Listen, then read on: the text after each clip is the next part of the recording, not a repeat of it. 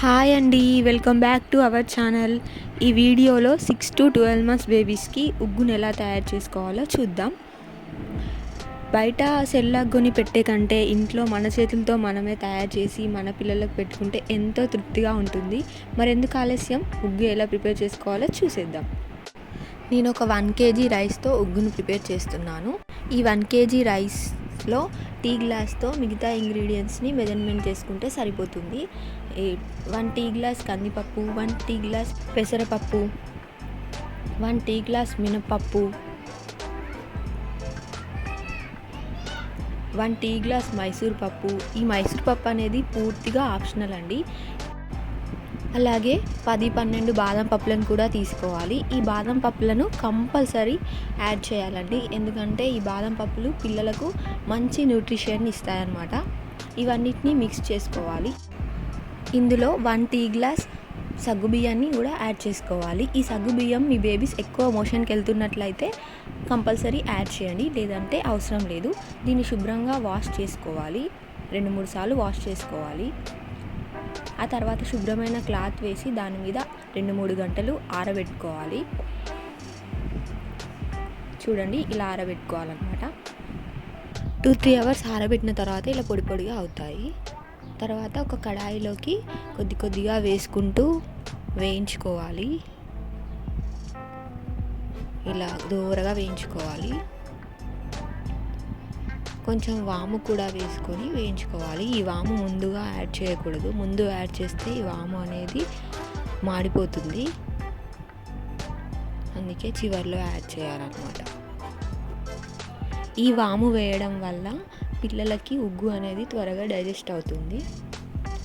ఇలా వేయించుకోవాలి దూరగా. తర్వాత ఒక మిక్సీ జార్లోకి కొద్దిగా వేస్తూ గ్రైండ్ చేసుకోవాలి. మీరు దీన్ని రవ్వగా కానీ మెత్తగా కానీ గ్రైండ్ చేసుకోవచ్చు. నేను ఇక్కడ కొంచెం రవ్వగానే గ్రైండ్ చేశానండి. చూడండి, ఉగ్గు పౌడర్ అనేది రెడీ అయిపోయింది. దీన్ని ఒక టైట్ కంటైనర్లో మనం స్టోర్ చేసుకోవచ్చు. ఇప్పుడు నేను దీన్ని ఎలా కుక్ చేసుకోవాలో కూడా మీకు చూపిస్తాను. స్టవ్ వెలిగించి గిన్నెలోకి 2 గ్లాసెస్ ఆఫ్ వాటర్ తీసుకోవాలి. ఈ వాటర్ అనేవి కొంచెం వేడి కావాలి. వేడయ్యేంత వరకు మనం ఒక బౌల్లో మనం ఇప్పుడు ప్రిపేర్ చేసుకున్న పౌడర్ని 2 స్పూన్స్ తీసుకోవాలి.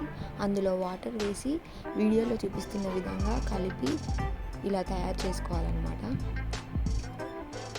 తయారు చేసుకున్నాక వేడవుతున్న వాటర్లో వేసి బాగా మిక్స్ చేయాలి. ఇలా మిక్స్ చేసుకుంటూ ఉండాలి. చూడండి, ఇలా మిక్స్ చేయాలన్నమాట. చూడండి, ఇలా టైట్గా అవుతుంది కదా.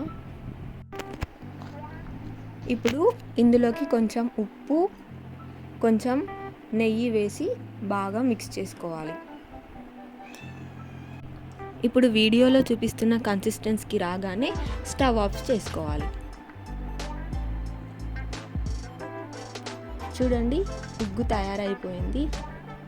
ఇది పూర్తిగా చల్లారిన తర్వాత పిల్లలకు తినిపించవచ్చు. చూడండి, చాలా స్మూత్గా టేస్టీగా ఉంటుంది. పిల్లలు చాలా చక్కగా త్వరగా తినేస్తారు. మీరు కూడా మీ ఇంట్లో ట్రై చేసి మీ బేబీస్కి పెట్టండి. వాళ్ళు చాలా హెల్తీగా బొద్దుగా తయారవుతారు. ఈ వీడియో కనుక మీకు నచ్చినట్లయితే లైక్ చేయండి, షేర్ చేయండి, సబ్స్క్రైబ్ చేసుకొని పక్కన ఉన్న గంట సింబల్ని నొక్కడం మాత్రం మర్చిపోకండి.